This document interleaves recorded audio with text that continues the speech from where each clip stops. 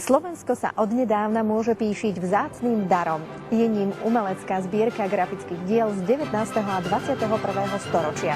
Tento u nás pomerne exotický fenomén predstavili na výstave v galérii mesta Bratislavy. No a spolu s nami sa môžete presvedčiť o tom, že mexická grafika môže byť naozaj pôsobivá.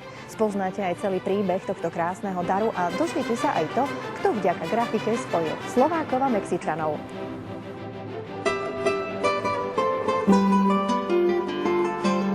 Kristus od chrbta, zbytočná ryba, noci dotyku, vidiečania, život a smrť. Tieto názvy umeleckých diel napovedajú, že mexická grafika je expresívna a plná mystiky, ale nebráni sa ani sociálnej či politickej satyre.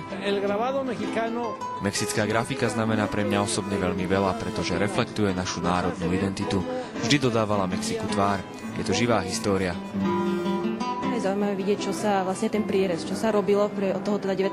storočia a máme tu aj práce najnovšej generácie, teda najmladšej generácie mexických grafikov a máme možnosť vidieť, že ako v podstate prechádza to typické do toho, ako už sa